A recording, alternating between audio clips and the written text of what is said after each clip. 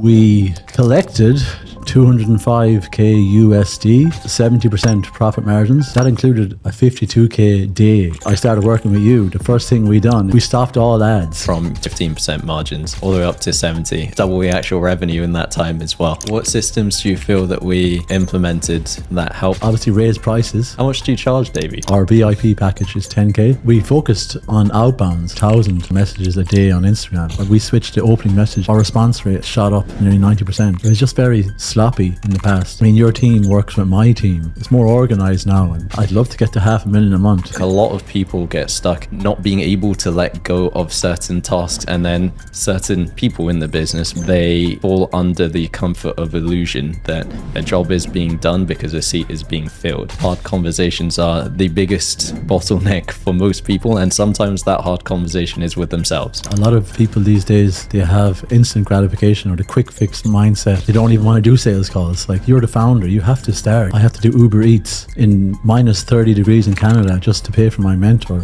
In order to grow and succeed in life, you have to get uncomfortable. Davey, we've been working together for quite a while, and you have built an impressive business, and wanted to go straight into what got you into the online fitness coaching space.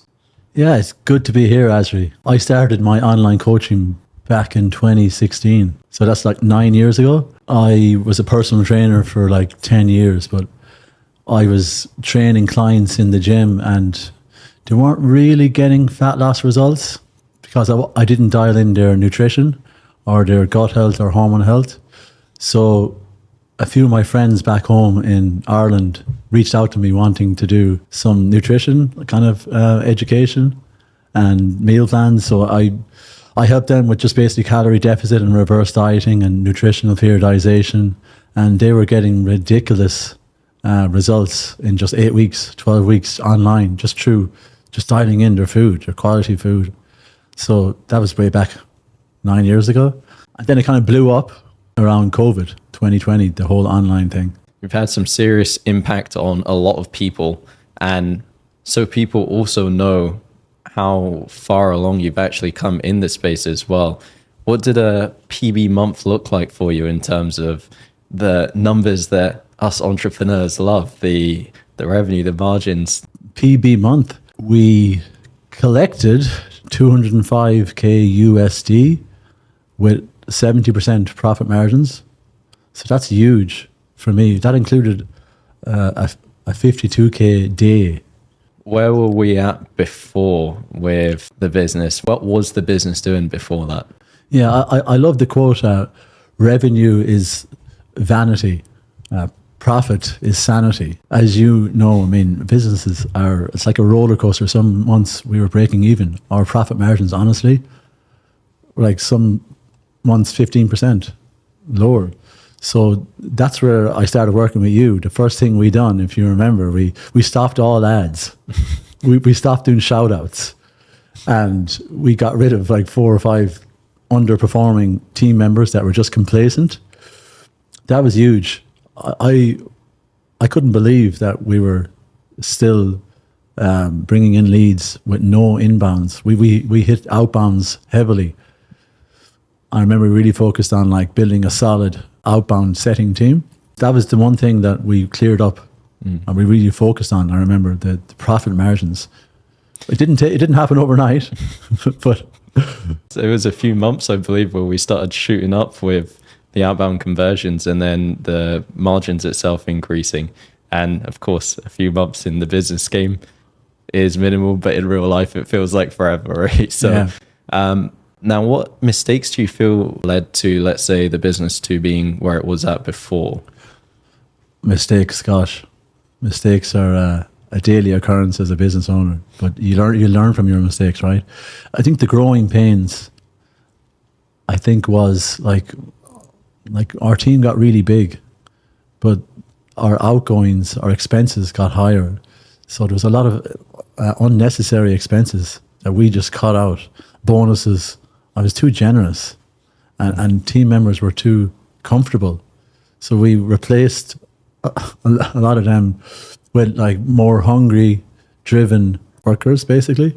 Do you want to give people an idea or a snapshot of where your business currently is? Just as 16 people on my team. I'm very grateful to have a team as skilled and highly educated. I always say that every business problem is usually a maths problem in disguise, and usually it's a full rebuild away instead of the optimization and tweaks along the way. And sometimes a rebuild is a rebuild of an entire system or a creation of an entire system and then scaling that up. So it's usually one step back, two steps forwards, if that makes sense.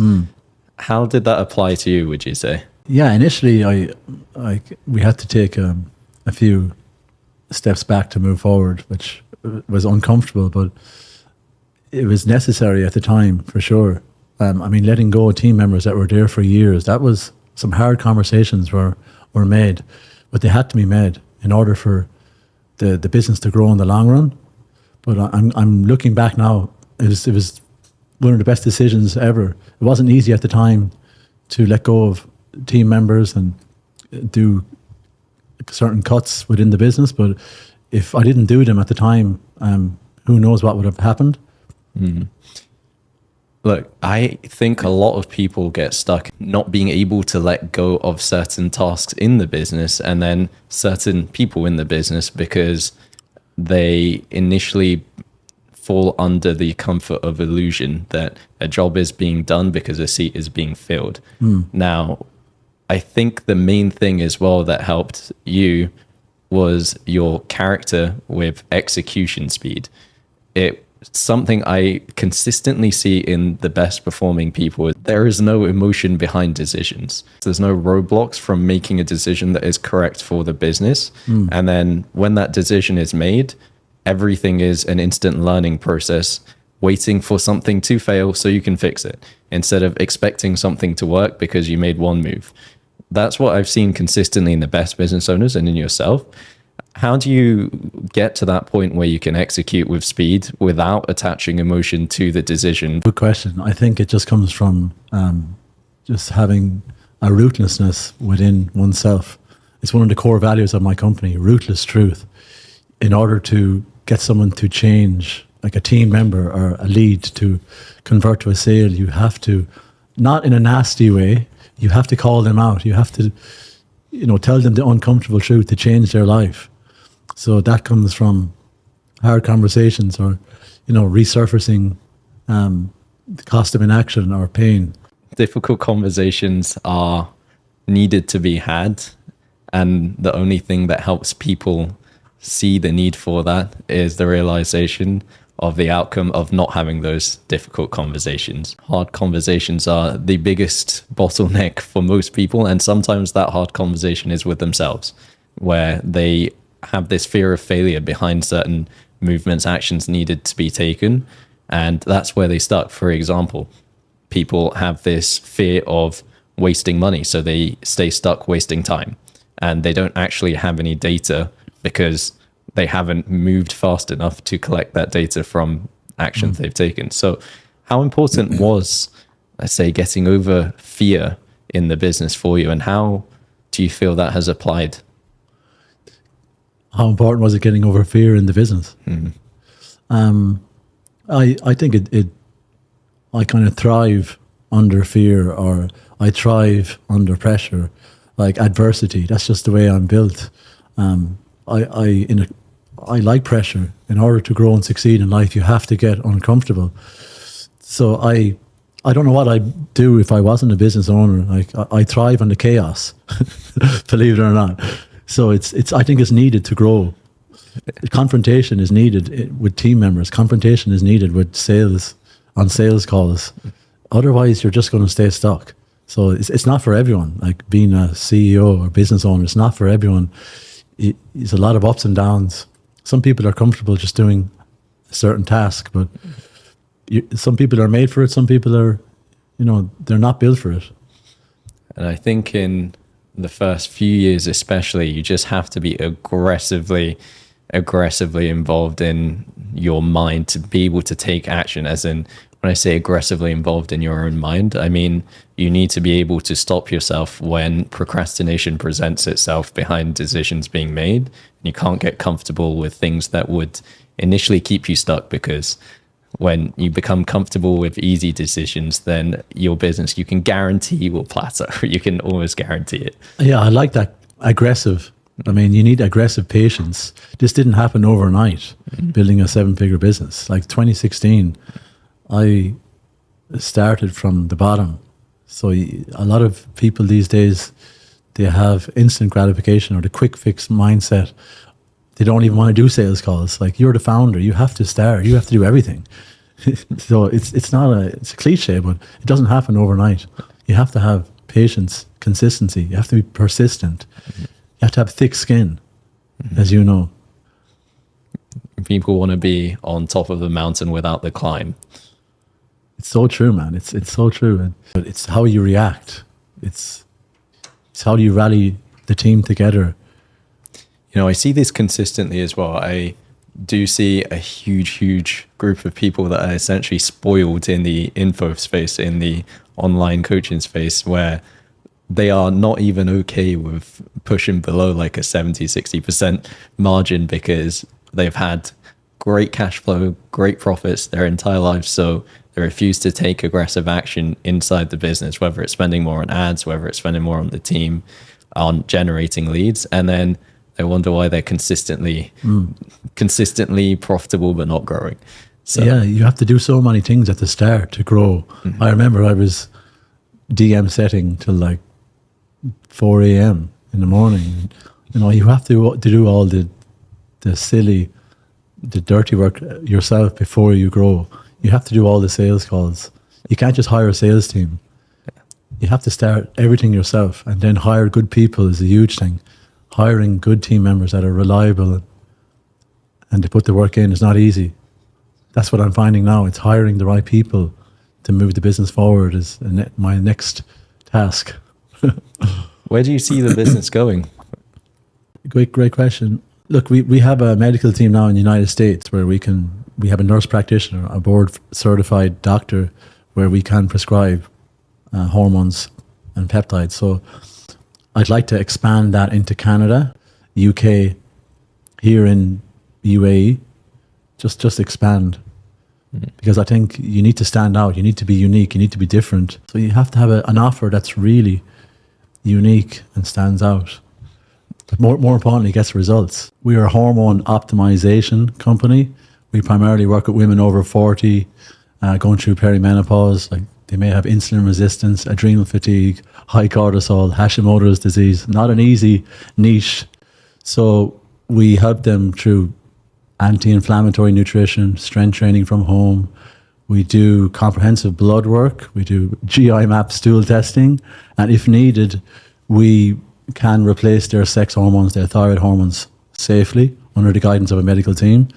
So it's like bioidentical hormone replacement therapy, even some peptides. So yeah, it's pretty comprehensive. Where would you say you want the business to be in terms of revenue, margins, profits as well? Oh, we just talked about this. Yeah. Gosh, man. I'd love to get to $500,000 a month. Even profit margins, they're not going to be 70%. 50% will be incredible. I think you'll be shooting for 750 to $1 million. I already know it. I think you'll shoot past 500 quite quick. That's the goal, yeah, eventually. Now, what systems do you feel that we implemented that helped you initially go from, the 25% margin, 15% margins, all the way up to 70, and of course, double the actual revenue in that time as well? Well, we focused on outbounds, and we were only doing 150, 200 outbound messages a day on Instagram. We eventually bumped it up to nearly 1,000, starting new conversations, 1,000 a day. That's huge, because we had the following. I had the following, which was interesting. The followers were there, but we weren't starting enough conversations. So that was the first thing we done. Obviously, raise prices. I remember that. That was great. So I think we raised by nearly 20%. How much do you charge, Davey? It depends, man, on the client, where they're from and what they need. But it ranges from, our VIP package is 12 months, 10K USD. But then there's other programs and packages from 3K. And I think there's some other interesting stuff about sales team and yourself and how you sell.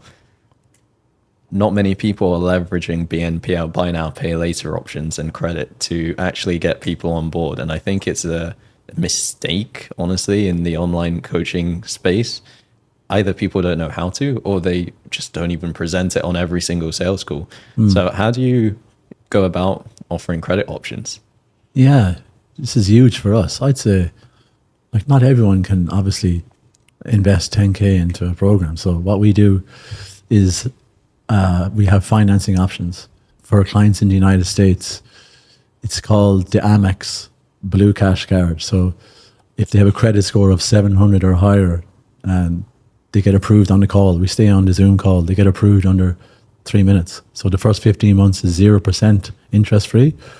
It's very flexible, it's manageable, and it's helped our business massively. They get approved, they get the card there and then, and we sign them up. For Canada then, we use Affirm, Klarna, buy now, pay later options.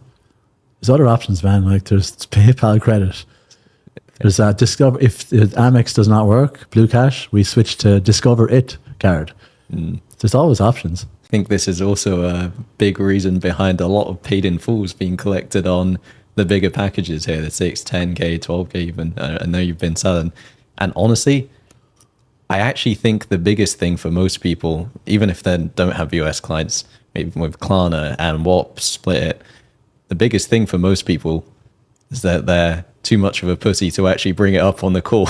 Yeah. So they don't actually get to the point of objection handling or finance objection handling, or you don't even pitch it in their price drop, in their offer. And I'm like, why do we want to leave all our paid in fulls on the table? Confusing. Why do you think that is?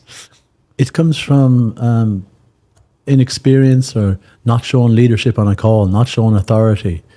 You have to, in sales, you have to show authority. You have to take the lead. You can't be too soft. Like people, I had a re-sign call with someone last week, and she actually told me, Davey, thank you for pushing me, calling me out on the sales call we had 6 months ago. No one has ever done that. So you have to tell them what they need to hear, not what they want to hear, essentially. I think a lot of people are maybe afraid of confrontation on a call. I'm telling my closers now, I'm training them in. Confrontation is needed for people to change. And I think a lot of people do need to get out of their own head on being salesy, or it's not for them. They're not good at this. These are all beliefs set in their own mind, which they refuse to break to help more and more people. Because I don't think a great coach, everyone that comes to us, they're a great coach, but they're not a great business owner. I don't think that makes you a great coach, because if you get hit by a bus tomorrow, where are all your clients going for the next 3 months? Are they actually going to get the result that you are promising as a great coach, or are they going to refund? I do believe a lot of people have brilliant information. They have a lot of experience, but if they're unable to scale a business and delegate efficiently and build systems to actually deliver, then that sets you up to be a bad coach, in my opinion. And it's the whole idea of, I'm a successful online coach, I get great results, and I should be scaling faster, but I'm terrified of making the wrong move, as in I don't know what to do. I don't know what the next move is. It's more like, how aggressively are we actually looking for information to scale, and how aggressively are we taking action? Yeah, you to scale, you said it there. Maybe some coaches are afraid to invest in themselves. It's needed. I mean, my first mentor was back in 2018, 7 years ago. I didn't have the money. I was a personal trainer at the time, doing some online coaching, but I had to do Uber Eats in minus 30 degrees in Canada just to pay for my mentor. It was like, so you have to invest in yourself, but you also have to invest in the correct mentor too. Yeah. Look, there's a lot of people that have come to us who have been either under-delivered, under-supported by a mentor, and get this, what we call mental PTSD, right? Yeah. They refuse to step back in because there's a huge load of fear, because what they've been given before is a bunch of group calls, a school module which they have to go through, and then a Slack message which takes 3-4 days to reply back to from their team. So they're essentially talking to themselves in a one-to-one support messaging situation, and they get this 0 to 10K recycled template which they're trying to push across everyone in their client base, and then they wonder why they're not getting results. I always say, whenever you see testimonials, like, actually look into what happened in that business. Where were their actual profit margins at? And how consistently did they scale? What were the foundations looking like in terms of their metrics and their numbers? Because we've just seen it again and again, maybe hundreds of times even this month. No one was being given information based on the metrics and data of their business, based on the team of their business in previous mentors. And when we step in, it's so easy to actually look at their information and be like, this is the bottleneck, this is the one thing that you need to do, ABC, to actually scale. And of course, very easily applied to yourself as well. That's one thing that really stood out for me with your mastermind, is the metrics, the numbers. That's not my forte, but you sat down with me. That's huge. That's one-to-one mentorship. Never really got with it was just group. That's huge. And going deep into metrics and numbers, profits, losses, and everything. That's why I'm still with you. I think business is a game of numbers. I don't see any biases towards different businesses and whether they can work or not, whether they can get to levels like yourself or not. I think it's just inevitable based on actions, based on iterations on numbers and data collected, in my opinion.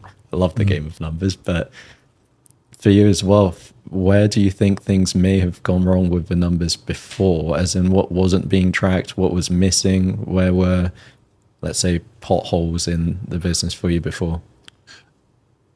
Great question. It was not tracking numbers, like just simple stuff, like not consistently filling out the data, KPIs for like the coaches' re-signs, the setters' outbounds. Like there wasn't enough accountability. Now it's like we hold our team to certain standards and KPIs needs to be met, numbers, and we all track that on a daily basis in Slack. It was just very sloppy in the past. I mean, we weren't even doing Zoom calls. You made for sales. Like we were doing on the phone for years. We only switched to Zoom calls a year ago. Little things like that. Yeah. It was just, it's more organized now. And I mean, your team works with my team, with the setters, coaching side, the sales every Tuesday. So it's a proper support system. I do think that's needed for scale and for problem finding faster.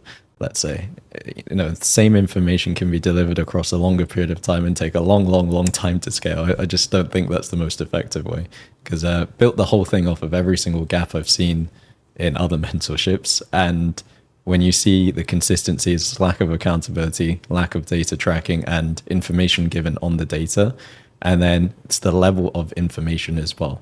So if someone ever says, we've heard this so many times, that's why I'm repeating it, just post more. You need to post every day, or just hire a setter, or just hire a VA and launch this offer, launch this campaign. I think that's way too basic information to be applied. How to actually do that with the level of detail that's needed is honestly what I believe is the biggest lever for consistent scale. And I do think people also get stuck in the game of surface level information being applied and getting validated from something working, and they try and keep pushing that something without actually building a foundation or knowing why something is working and how to take it to the next level. It does make sense. Someone who's doing well in the space, maybe plateaued, maybe continuing to grow, what would they need to do to get to that next level? Great question. I think you got to look at their offer. Like, how are they different than other online coaches in their niche? Are they generic? Are they just doing very generic advice like calories, macros on their reels? Or are they polarizing their audience? Stand out, be different. Our offer is not just a meal plan or a few exercises. I mean, you can get that on Google or ChatGPT. I mean, we change people's lives. It has to be different. high level. Like you're not gonna, someone isn't gonna give you their credit card for $10,000 for a meal plan, or you have to go deep. You have to be high level, man. I agree. And, content was a big part of it as well for you. And those periods of growth, I do believe, was significantly attributed to content then going viral. How did that happen? Yeah, a lot of my reels went viral this year.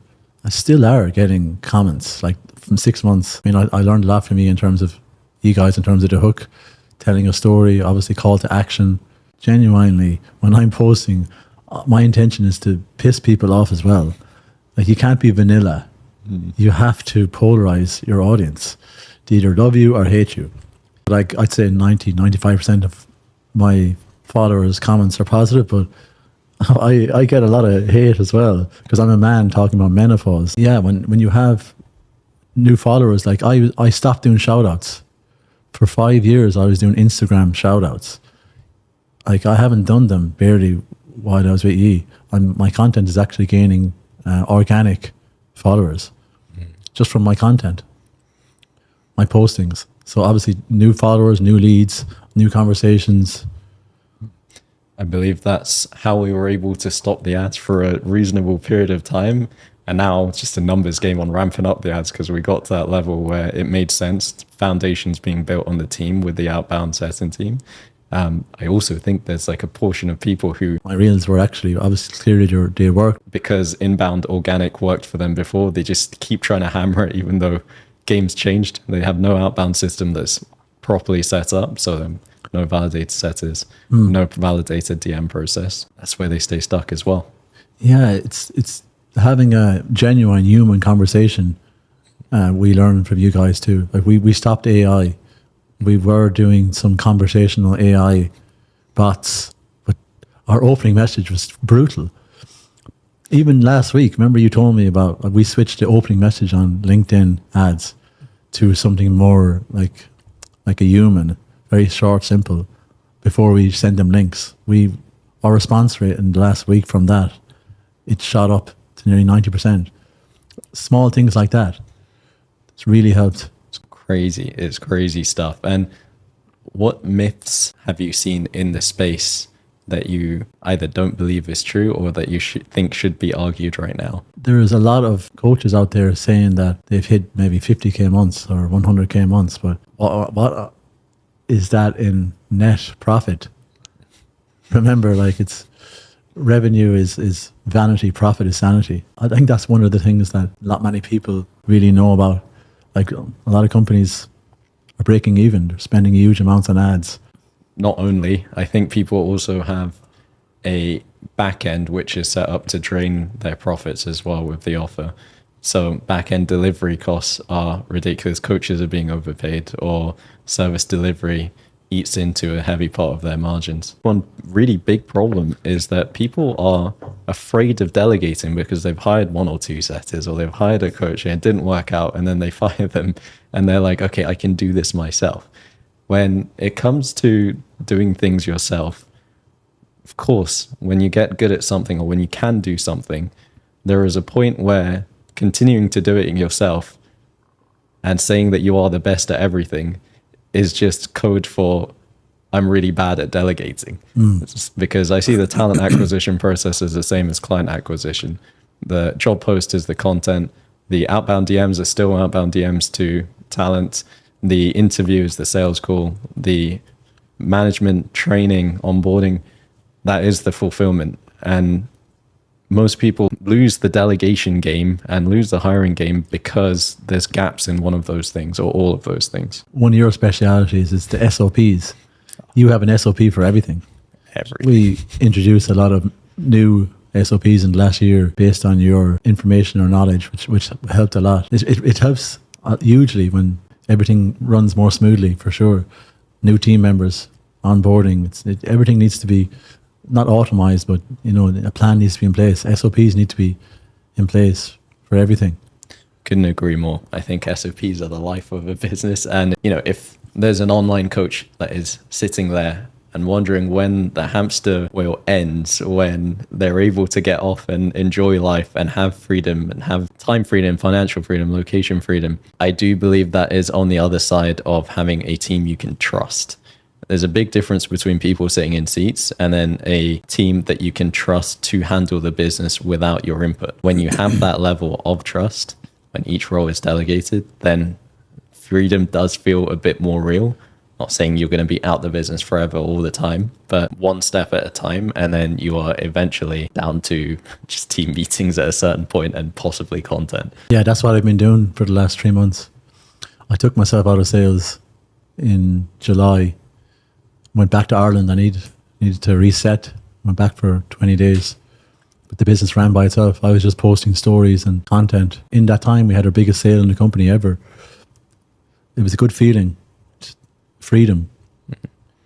You know, sometimes freedom doesn't come from doing more. It comes from letting go. When you're able to let go and not need to micromanage and step back in, and you have the data to make sure you know what to optimize and what to adjust, it becomes so much easier. Like the whole game becomes more fun and everything becomes easier. When you get past the aggressive run into, you know, needing to do everything as well, which honestly is of course needed at the start. Like lose all your sleep, do all the things that you need to do at the start until you have escape velocity, but then know when to zoom out and have perspective from the outside of what's actually going to scale your business and build leverage for you to grow. I've taken myself out of the business. I'm working on the business, not really in the business. It's a nice feeling just to attend a few meetings and not being 8-hour sales calls in a row, and then create content and then talk to the head coach and then talk to the head setter. It's short-term pain for long-term gain. I think people are missing this as well. They refuse to stomach the short-term pain when it's needed in some cases for growth. Exactly. It's the only way the company is going to grow long-term is if the founder takes himself or herself out of the company. What do you think people in the first, let's say 10 to 30, 40K a month range, what do you think they should focus on? Make sure you have a niche, obviously.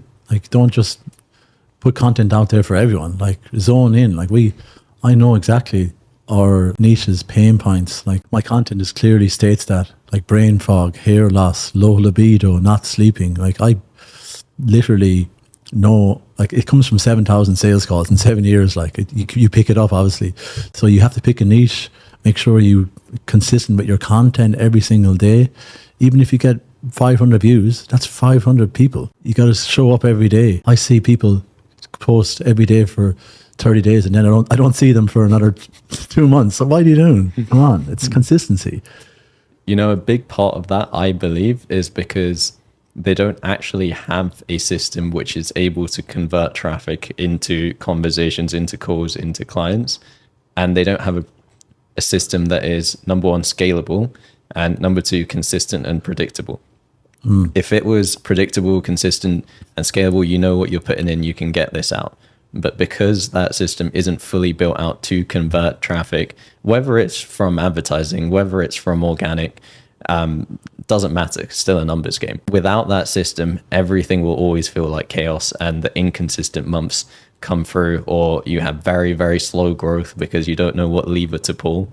And you know, the whole idea of an optimal selling system, traction, where you can pull a lever, put more in, get more out, that I don't believe is built for most people. So they don't have validation to put more in. So they don't have validation to make more content, to spend more on ads, because the numbers aren't even there to put the pieces of the puzzle together to make more money. I think that's where most people stay stuck. What's changed in your life when you were first starting the business versus now? Environment.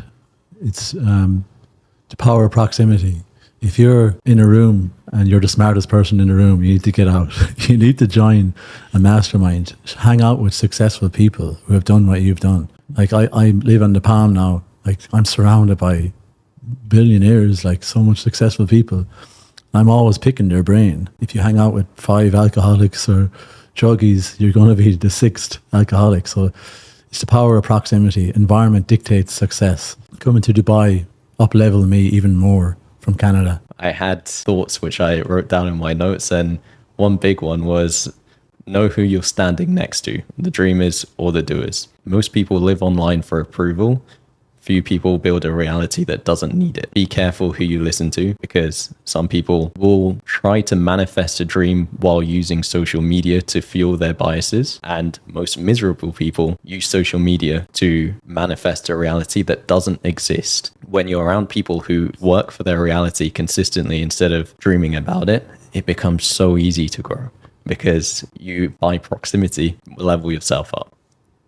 100%. You can call 1,000 people when you have a problem. You can only call a handful of people when you win. When you define your real friends that are going to help you grow, it's easier to audit your circle consistently. And I think a smaller circle is needed at all times. What sorts of mental beliefs or mindset shifts do you feel was most beneficial for you to grow? Good question. Difficult one. What mental beliefs? I think it's failure is needed to grow. Like, I've lost count the amount of times I failed. I still fail on a continuous basis, but whether that's on a sales call in the past, like it's not a no, it's next. Let's bring on the next lead. So I think you have to be okay with failing, but you cannot give up in life. You have to persist. Mm-hmm. I love the idea of detaching your emotions from failure, because failure is inevitable, panic is optional. And you can fall in love with your achievements, you can fall in love with your pain, but neither moves you forward.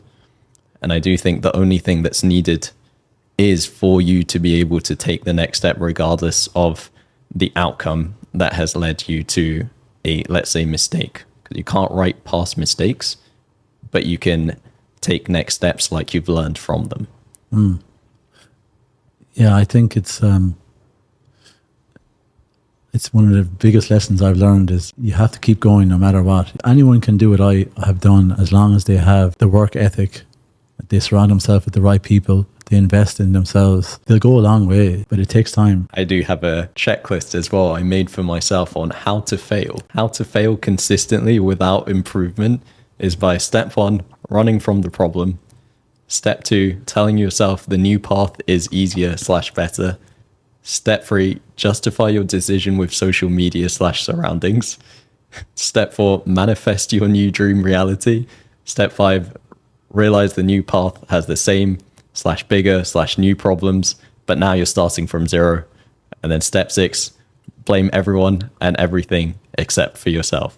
I love that. Repeat step 1. Yeah, I love that, man. It's like a lot of people do have that victim mindset. They blame others. They don't take responsibility.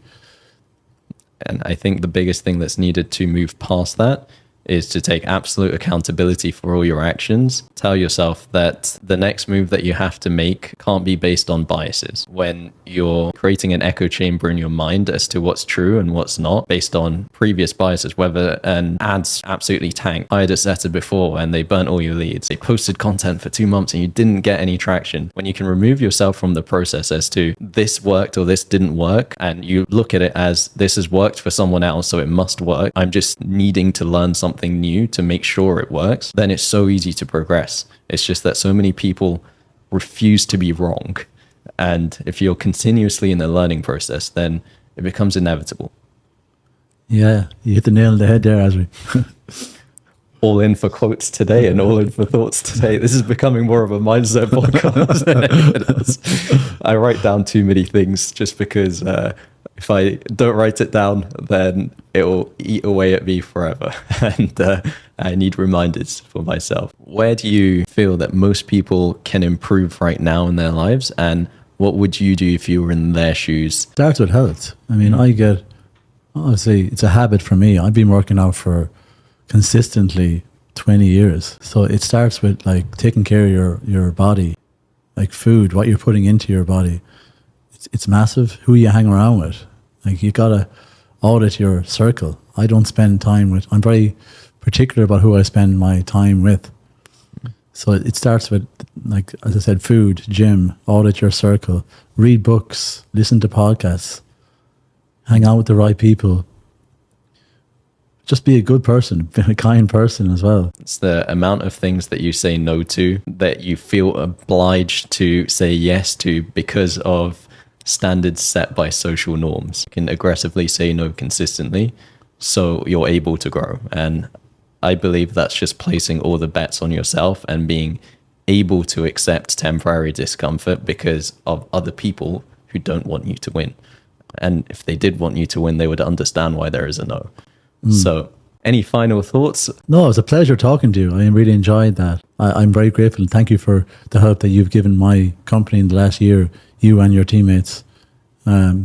Hugely thankful and appreciate, grateful to have to continue to work alongside you.